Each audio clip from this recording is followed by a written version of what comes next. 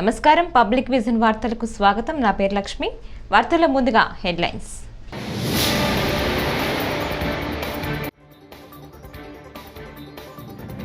ఇంద్రకీలాద్రిపై వైభవంగా ప్రారంభమైన శ్రీదేవి శరన్నవరాత్రి ఉత్సవాలు.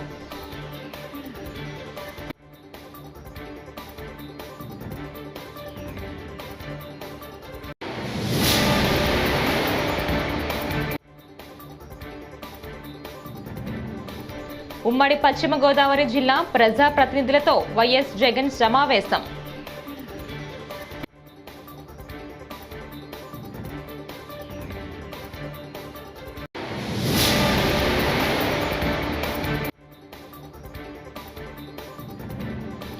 ఆ కుటుంబం పెట్టిన పోస్ట్ చూసి చాలా బాధపడ్డా. నా ఉద్దేశం అది కాదు. మంత్రి కొండా సురేఖ.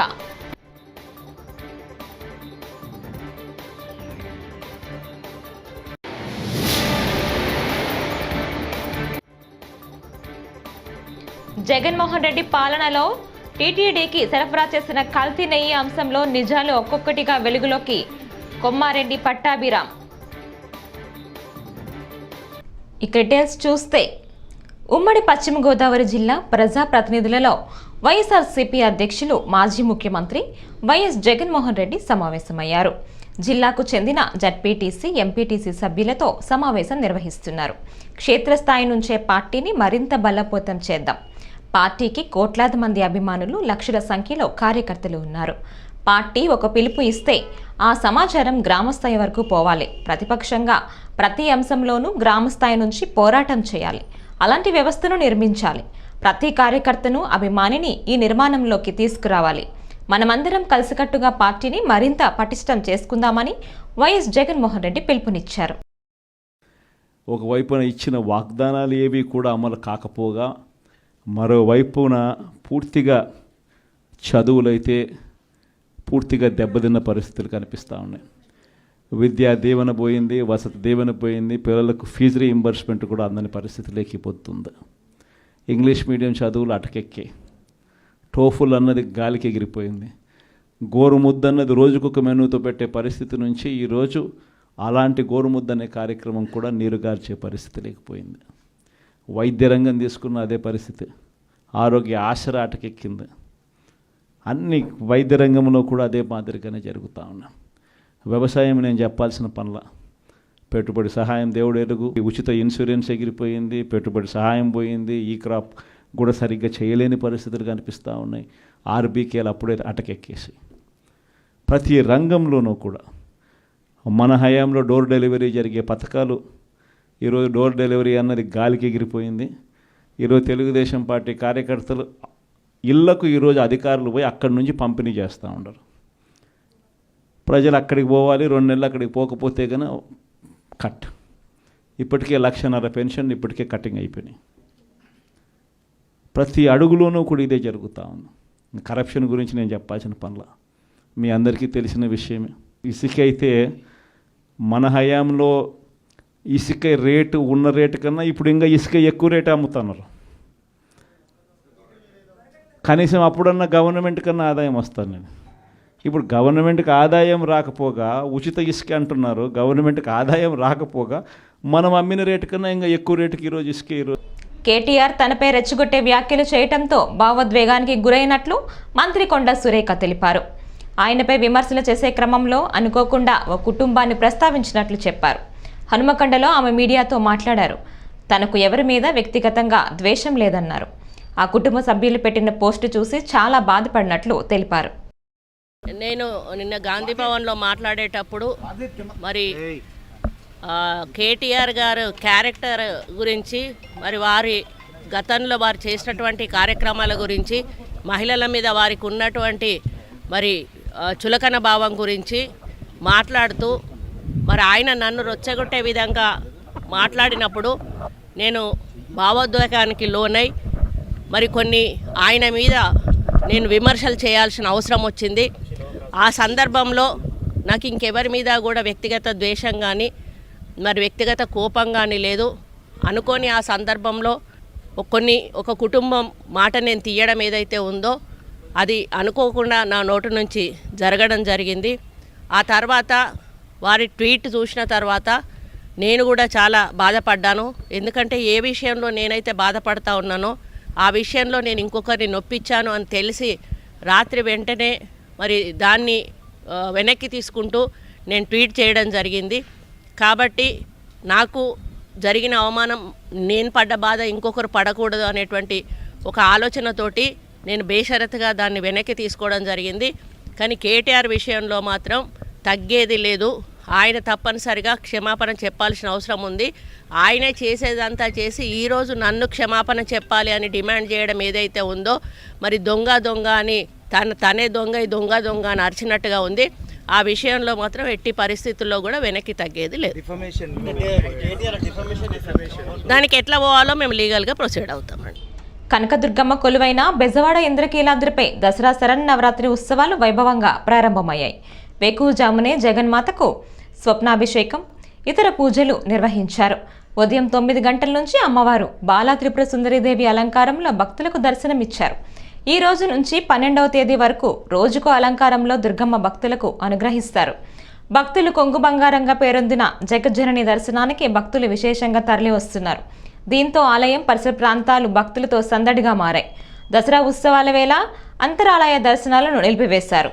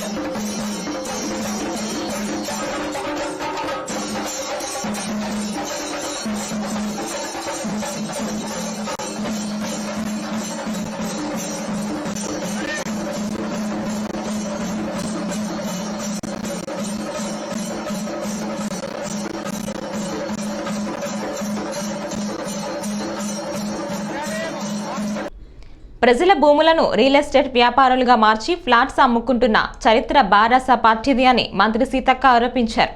రాహుల్ గాంధీ కుటుంబం త్యాగం, కష్టం, నిజాయితీ ముందు నువ్వెంత అని కేటీఆర్ను ఆమె ప్రశ్నించారు. నెక్లెస్ రోడ్లో నిర్వహించిన బతుకమ్మ సంబరాల్లో ఆమె పాల్గొని మీడియాతో మాట్లాడారు. రాహుల్ గాంధీని విమర్శించే స్థాయి కేటీఆర్కు లేదన్నారు. సినీ నటులపై మంత్రి కొండ సురేఖ చేసిన వ్యాఖ్యలపైన సీతక్క స్పందించారు. సినీ నటులకు తాము వ్యతిరేకం కాదన్నారు. పని కట్టుకొని సినిమా వాళ్ళ గురించి తాము మాట్లాడలేదని స్పష్టం చేశారు. కష్టము, ఆయన యొక్క నిజాయితీ నీకు రాదు. నువ్వు ఆయన అట్లా అంటే నువ్వు అంత దూరం ఏదో ఎదిగినట్టు అనుకుంటావేమో, కానీ ఆయన ఆ స్థాయి లేదు. కాబట్టి నేను ఇక్కడ ఎవరు పట్టించుకుంటలేరు కాబట్టి మాటకు అక్కడ అదే దురహంకార మాటలు. అంటే తెలంగాణలో ఒక దుర్భాష మాట్లాడే కుటుంబం ఏదైతుందో అది కేసీఆర్ కుటుంబము. మనకు తెలుసు. మరి గతంలో తిట్టిర్రు. ఇట్లాంటి భాషలు కూడా అనేకం వాడినటువంటి వాళ్ళు అట్లా ఎట్లా పడితే అట్లా మాట్లాడి ఇవాళ వాళ్ళు ఒక బూతులకు బ్రాండ్ అంబాసిడర్గా, కేర్ ఆఫ్ అడ్రస్గా వాళ్ళు ఉన్నారు. కాబట్టి ఈ పద్ధతి మార్చుకొని ఆడకూతులను గౌరవించండి. మొదటి దశ 5 ఏళ్లలో ఎట్లాగో ఒక మహిళకు కూడా మంత్రి ఇయ్యలే. సరే అందులో నుంచి వీళ్ళని తీసుకొని ఇలా గెలిచిన వాళ్ళని తీసుకొని వాళ్ళు ఇచ్చిర్రు. కానీ కనీసం మేము స్వతంత్రంగా ఎదుగునాం. ఒక బీసీ నాయకురాలుగా ఆమె, ఒక ఎస్టీగా నేను, మాకేం కుటుంబ నేపథ్యాలు లేవు, ఆర్థిక నేపథ్యాలు లేవు, కుల నేపథ్యాలు లేవు. మేము స్వతంత్రంగా ఎదిగినటువంటి వాళ్ళం, ఓరుగల్లు బిడ్డలం. సమ్మక్క సారలక్క వారసత్వం, రాణి రుద్రమాదేవి వారసత్వం, ఇవన్నీ అంటే ఆ గడ్డల మించి వచ్చినాం. ఎందుకయ్యా ఇంత కక్కుర్తి? వీళ్ళందరూ ఇలాంటి దురాంకాల మీద పోరాటం చేసినటువంటి గడ్డల మీద నుంచి ఎదిగొచ్చినటువంటి బిడ్డల మీద ఎందుకు ఈ దురాంకార మాటలా నేను అంటున్నా. కాబట్టి ఎవరు ఇవాళ ఏం ఆదరణ? నువ్వే కదా బఫర్ జోన్ ఇది, FTL ఇది, జీవో నెంబర్ ఇది తీసుకొచ్చి తర్వాత దానికి ఒక మూసి రివర్స్ అథారిటీ వేసి మార్కింగ్లు చేసి నువ్వు ఈరోజు మేము స్పష్టంగా దాని మూలంగా వరదలు వచ్చి చనిపోతున్నారు, నష్టపోతున్నారు హైదరాబాద్లో, ఇది అవసరం ఉందని ఒక స్పష్టతతో వస్తున్నాం. కూల్ చేయండి, బుల్డోజర్లు పెట్టి తూల్ చేయండి అని నువ్వన్నో అవన్నీ రికార్డ్స్తో మేము చూపెడుతున్నాము. ఇవాళ మేము పద్ధతిగా వాళ్ళని ఒప్పించే ప్రయత్నం. అసలు మూసీ కాడ ఇప్పుడు స్వచ్ఛందంగా వాళ్ళు కూల్చుకుంటారు. వాళ్ళకి ఆల్టర్నేట్ చూపించినాక వాళ్ళు స్వచ్ఛందంగా కూల్చుకుంటారు. పేదోళ్ళకి నష్టం జరిగితే ఖచ్చితంగా ప్రభుత్వం బాధ్యత తీసుకొని వాళ్ళకి అండగా ఉండాలనేది కూడా సీఎం రేవంత్ రెడ్డి గారి యొక్క లక్ష్యము, మా అందరి లక్ష్యం అదే. మీరు మమ్మల్ని తిడతారు, మా మీద ట్రోలింగ్ చేస్తారు, మార్పింగ్లు చేస్తారు. ఆ ఇద్దరు మహిళా చరిత్ర, మాజీ మంత్రుల చరిత్ర. మాజీ ముఖ్యమంత్రి వైఎస్ జగన్మోహన్ రెడ్డి పాలనలో టీటీడీకి సరఫరా చేసిన కల్తీ నెయ్యి అంశంలో నిజాలు ఒక్కొక్కటిగా వెలుగులోకి వస్తున్నాయని టీడీపీ జాతీయ అధికార ప్రతినిధి కొమ్మారెడ్డి పట్టాభిరామ్ అన్నారు. గురువారం మీడియాతో ఏఆర్ ఫుడ్స్ కంపెనీకి నెలకు 1000 టన్నుల నెయ్యి సరఫరా చేసే కెపాసిటీ లేదని టీటీడీ టెక్నికల్ టీం నవంబర్ 8, 2023న తేల్చిందన్నారు. ఏఆర్ ఫుడ్స్ కంపెనీ నెలకు ఉత్పత్తి చేసే నెయ్యి కేవలం 16 టన్నుల మాత్రమేనని టీటీడీ టెక్నికల్ కమిటీ నిర్ధారించిందని తెలిపారు. ఇలాంటి కంపెనీ నెలకు 1000 టన్నుల నెయ్యిని ఎలా సరఫరా చేయగలదో జగన్ సమాధానం చెప్పాలని డిమాండ్ చేశారు. ఇక డేట్ గమనించాలి మీరు అందరూ. ఈ డేట్ చూసారా? జూన్ 4, 2024న బిల్ అయిందండి. ఇది ఏఆర్ ఫుడ్స్ వాళ్ళ బిల్. ఇది జూన్ 4, 2024న మొదటి ట్యాంకర్ బయలుదేరింది బిల్ అయ్యి. చూసారు కదా? ఇప్పుడు నెక్స్ట్ డాక్యుమెంట్ చూడండి మీరు. ఈ నెక్స్ట్ డాక్యుమెంట్ చూస్తే కనుక ఇదిగోండి, జూన్ 4న బయలుదేరింది కదండి ట్యాంకు. తిరుమల కొండపైకి ఎప్పుడు చేరుకుంది? 12/6/2020 స్టాంపు, ఇన్గేట్ దగ్గర స్టాంపు. స్టోర్ దగ్గర రిసీవ్ చేసుకున్నది 14/6/2024. జూన్ 4న ఎక్కడ బయలుదేరిందండి? దిండిగల్లో, తమిళనాడులో ఉన్నటువంటి దిండిగల్లో. దిండిగల్ నుంచి తిరుమలకి ఎంత దూరం? 500 కిలోమీటర్లు. 500 కిలోమీటర్ల దూరాన్ని అంటండి మన ఏఆర్ ఫుడ్స్ లారీ, డైరీకి చెందినటువంటి లారీ 500 కిలోమీటర్లు కవర్ చేయడానికి 8 రోజులు పట్టిందంట. 8 రోజులండి. 500 కిలోమీటర్లు అంటే ఉదాహరణకి విజయవాడ నుంచి శ్రీకాకుళం వెళ్ళాలంటే 8 రోజులు పట్టుద్దా ఒక లారీకి? మహా అయితే ఒక రోజు లేదంటే 2 రోజులు, ఏదైనా మధ్యలో బ్రేక్ తీసుకుంటే. మ్యాక్సిమం 2 రోజుల్లో తిరుమల చేరుకోవాల్సిన లారీ 8 రోజులు ఎక్కడెక్కడ తిరిగింది సార్? ఎక్కడెక్కడ తిరిగిందండి బండి? 8 రోజులు పట్టుద్దా? 500 కిలోమీటర్ల దూరాన్ని కవర్ చేయడానికి 8 రోజులు పడుతుందా? అంటే ఏఆర్ ఫుడ్స్ నుంచి బయలుదేరినటువంటి లారీ ఇంచుమించు ఖాళీయే. ఊరికి అక్కడ బిల్ చేయటం, ఖాళీ లారీని దోలటం. ఎందుకంటే వాళ్ళకి కెపాసిటీ లేదు కదా. ఇందాకే ప్రూవ్ చేసాం, వాళ్ళకి అసలు 16 టన్నుల లారీని నింపే కెపాసిటీయే లేదు. అందుకని ఊరికనే బిల్ చేసి ఆ లారీ ఈ కల్తీ చేసే గోడౌన్లన్నీ తిరిగింది. అది అంతే కదా. 8 రోజులు ఎక్కడ తిరుగుతుంది సార్? 9 రోజులు ఎక్కడ తిరుగుతుంది బండి? తిరగాల్సిన అవసరం ఏంటి? ఏఆర్ ఫుడ్స్ పేరుతో బిల్లులు తయారు చేసి మీకు కావాల్సిన చోటల్లా తిప్పి బండిని 9వ రోజు కొండపైకి తీసుకొస్తారా? దేనికి సార్? దేనికి తిరిగింది బండి? 8-9 రోజులు ఎక్కడెక్కడ తిరిగింది బండి? అదే కదా. ఇవాళ అందుకనే మేము సిట్టేసాం. ఇవాళ న్యాయస్థానం కూడా ఒక డైరెక్షన్ ఇస్తుంది, వదిలిపెట్టేదే లేదు. ఈ బండిని ఎక్కడెక్కడ తిప్పారో, ఎక్కడెక్కడ ఏమేం కొవ్వు కలిపారో, ఏ గోడంలో దాచిపెట్టిన కొవ్వు ఎక్కడెక్కడ కలిపారో ఆ కొవ్వుని నింపి గుడి దగ్గరికి కొండపై తీసుకురావడానికి 8. సంక్షేమ పథకాల అమలు కోసం డిజిటల్ కార్డులు అవసరమని తెలంగాణ ముఖ్యమంత్రి రేవంత్ రెడ్డి తెలిపారు. తెలంగాణలో నేటి నుంచి డిజిటల్ కార్డుల ప్రక్రియ ప్రారంభమవుతోందని చెప్పారు. కుటుంబ డిజిటల్ కార్డుల సర్వేను ముఖ్యమంత్రి ప్రారంభించారు. 119 నియోజకవర్గాల్లో పైలట్ ప్రాజెక్టు కింద డిజిటల్ కార్డులు జారీ చేస్తున్నట్లు చెప్పారు. పైలట్ ప్రాజెక్టు కింద మొత్తం 238 గ్రామాలు, డివిజన్లు ఎంపిక చేసినట్లు వివరించారు. ఈ నెల 7 వరకు కుటుంబాల హెల్త్ ప్రొఫైల్ను అధికారులు రికార్డ్ చేస్తారని ముఖ్యమంత్రి అన్నారు. పర్యవేక్షణ కోసం స్పెషల్ ఆఫీసర్లను నియమించినట్లు చెప్పారు.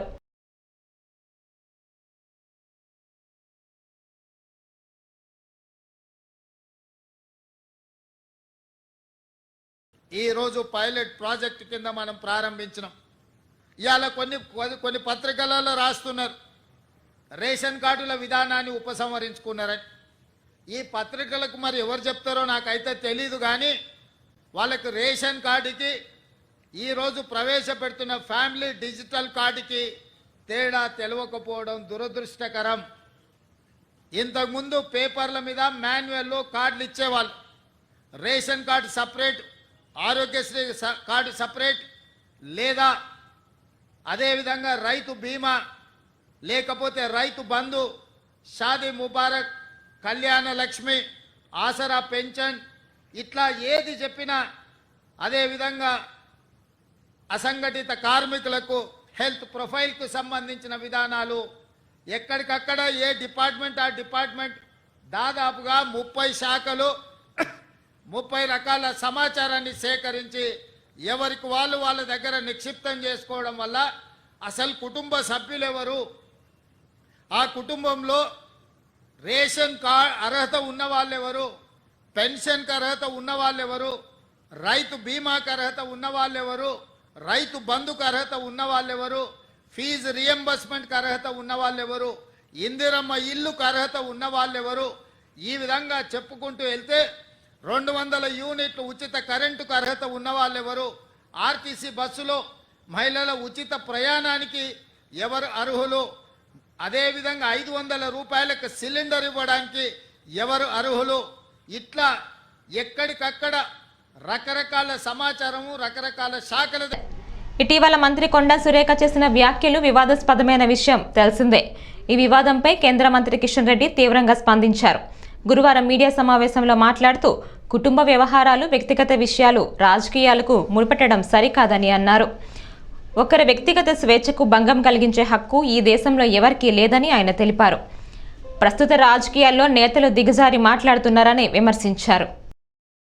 ఎవరింట్లో ఏం జరుగుతుందో ఆ కుటుంబ వ్యవహారాలు రాజకీయాలకు ముడిపెట్టాల్సిన అవసరం లేదు. ఎవరి కుటుంబాలు ఏం మాట్లాడుకుంటున్నారో ఫోన్ ట్యాపింగ్ల ద్వారా వినాల్సిన హక్కు, అధికారం ఎవరు ఇవ్వలేదు ఈ దేశంలో. భార్యాభర్తలు ఏం మాట్లాడుకుంటున్నారో, ఒక అమ్మాయి అబ్బాయితో ఏం మాట్లాడుతున్నాడో, ఒక వ్యాపారస్తుడు ఇంకో వ్యాపారస్తుడు ఏం మాట్లాడుతున్నాడో, దేశ భద్రతకు సంబంధించినంత వరకు, లేక దేశ ఆర్థిక వ్యవస్థకు నష్టం కలిగించేంత వరకు, దేశ సమగ్రతకు నష్టం కలిగించేంత వరకు ఏ ఒక్కరి ఫోన్ కూడా ట్యాప్ చేసేటువంటి అధికారం లేదు. కానీ ఈరోజు ట్యాపింగ్ జరిగింది. ఈరోజు మనం చూస్తూ ఉన్నాం. ఈరోజు పత్రికల్లో చూస్తే నిజంగా మనం ఎంత దిగజారిపోతున్నాం ఈ రాజకీయాలు మనకు అర్థమవుతా ఉంది. కాబట్టి నేను ఒక రాష్ట్ర అధ్యక్షుడిగా, లేక ఒక సిటిజన్గా, ఒక పౌరుడిగా నేను తెలంగాణ మేధావులకు, విద్యావంతులకు కోరుతా ఉన్నాను. తెలంగాణ సమాజం చాలా గౌరవపూర్వకమైనటువంటి సమాజం. అటువంటి సమాజాన్ని కేసీఆర్ పూర్తిగా విమర్శిస్తేనే పేరు వస్తుందని ఆ రోజు ఆయన ఆ రకంగా విమర్శలు మొదలుపెట్టాడు. కేసీఆర్ మొదలుపెట్టింది తర్వాత కొడుకు వారసత్వంగా ముందుకు తీసుకెళ్లాడు. దాన్ని నేనే తక్కువ, రేవంత్ రెడ్డి కూడా అదే విధంగా వివరించాడు. నేను చూశాను. నేను నెక్కర్లు ఇప్పేస్తా, చెడ్డీలు ఇప్పేస్తా, కండ్లు పీకేసి గోళీలాడతా, లాగులలో తొండలు వదులుతా. ముఖ్యమంత్రి చేసి లాగులలో తొండలు వదలడానిక? రేవంత్ రెడ్డి ముఖ్యమంత్రి చేసింది కండ్లు పీకి గోళీలాడడానిక? మిజోరాం గవర్నర్ కంబంపాటి హరిబాబును ప్రముఖ సినీ నటుడు అక్కినేని నాగార్జున పరామర్శించారు. ఇటీవల హరిబాబు గుండె సంబంధించిన శస్త్రచికిత్స చేయించుకున్నారు. ఈ నేపథ్యంలో విశాఖపట్నంలోని ఆయన నివాసానికి నాగార్జున వెళ్లి యోగక్షేమాలు అడిగి తెలుసుకున్నారు. ఆయన వెంట మాజీ ఎంపీ యార్లగడ్డ లక్ష్మీప్రసాద్ ఉన్నారు.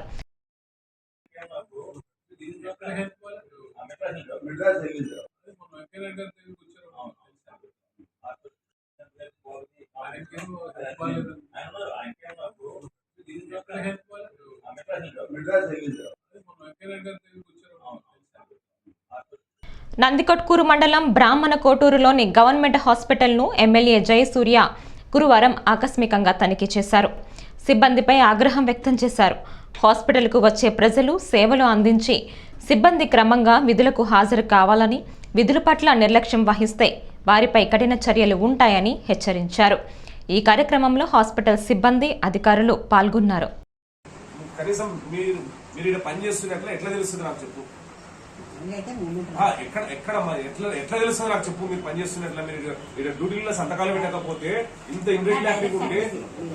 ఇండెక్లారిటీ ఉంటే ఎవరు యాక్సెప్ట్ చేస్తారమ్మా మిమ్మల్ని? అంటే ఎవరు అడిగేతోళ్ళు లేరనే? మా ఈ హాస్పిటల్ చరిత్ర ఉంది. అవును సార్, నేను కొత్తగా వచ్చిన. ఈ హాస్పిటల్ చరిత్ర ఉంది.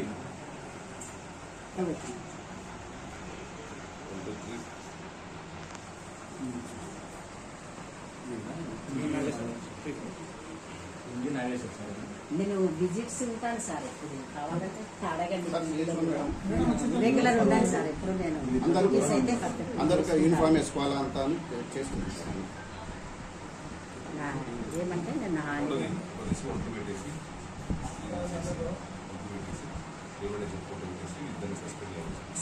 విజిట్స్ ఎక్కువ ఉంటాయి సార్. నేను విజిట్ పోయొచ్చిన కరెక్టే సార్. కానీ నేను అంటే ఇర్రెగ్యులర్ అయితే కాదు సార్, వాస్తవం చెప్తున్నాను. నేను ఎండ్ ఆఫ్ ద సర్వీస్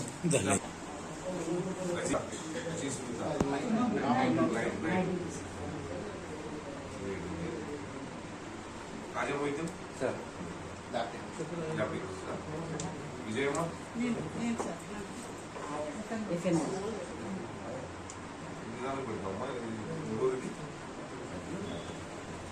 ఏ రాజు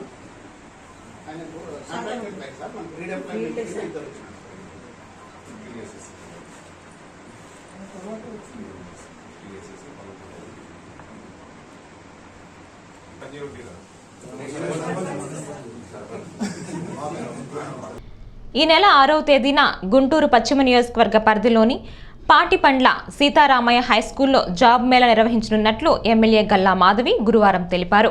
ఈ సందర్భంగా ఆమె మాట్లాడుతూ గుంటూరు పశ్చిమ నియోజకవర్గ పరిధిలో నిరుద్యోగ యువతకు రూపుమాపే దిశగా జాబ్ మేళా నిర్వహించనున్నట్లు చెప్పారు.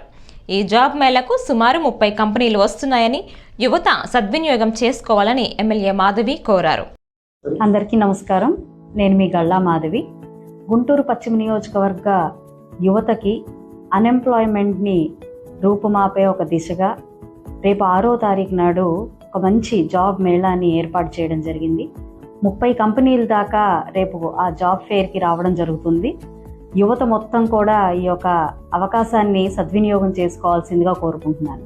దీంట్లోకి అర్హతలుగా 10వ తరగతి పాస్ అయినా, ఫెయిల్ అయినా, ఇంటర్, డిగ్రీ, పీజీ, ఫార్మాకు సంబంధించిన ఏ డిగ్రీ చేసినా కూడా ఇందులో ఉద్యోగం వచ్చే అవకాశం ఉంది. కాబట్టి ప్రతి ఒక్కరూ కూడా ఈ యొక్క అవకాశాన్ని సద్వినియోగం చేసుకోవాలి. రేపు ఆదివారం 6వ తారీఖున పాటిబండ్ల సీతారామయ్య స్కూల్లో ఈ జాబ్ ఫేర్ జరగబోతూ ఉంది.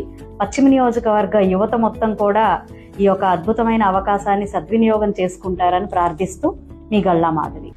పట్టా ల్యాండ్స్, డీకేట్ భూముల హోల్డర్ల నుంచి ఇసుకను డీకాస్టింగ్ చేయడానికి ప్రభుత్వం నిర్దేశించిన మార్గదర్శకాలను ఖచ్చితంగా అమలు చేయాలని కలెక్టర్ ప్రశాంతి సూచించారు. జిల్లా స్థాయి ఇసుక కమిటీ అధికారులు సమావేశాన్ని రాజమండ్రిలో కలెక్టరేట్ వద్ద గురువారం నిర్వహించారు. ఉచిత ఇసుక విధానం ద్వారా జిల్లాలో చేపట్టనున్న ఇసుక త్రవ్వకాలపై ఆమె సంబంధిత అధికారులతో చర్చించారు. ఎటువంటి సమస్యలు ఉండకుండా చూడాలన్నారు.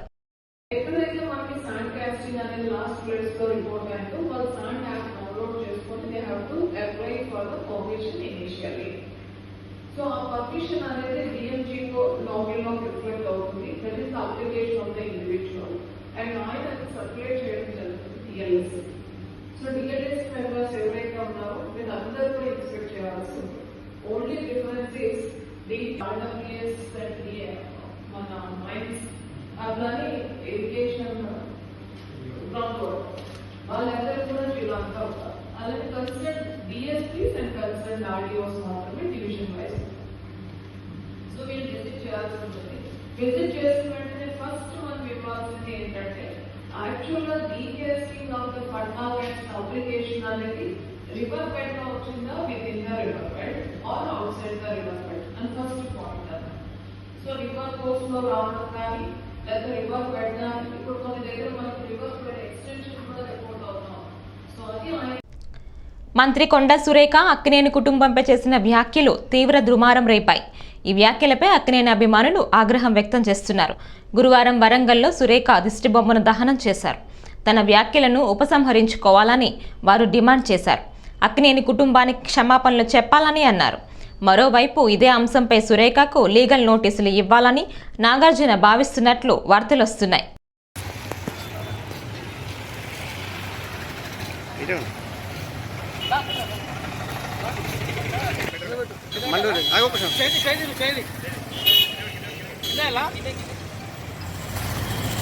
దూరం దూరం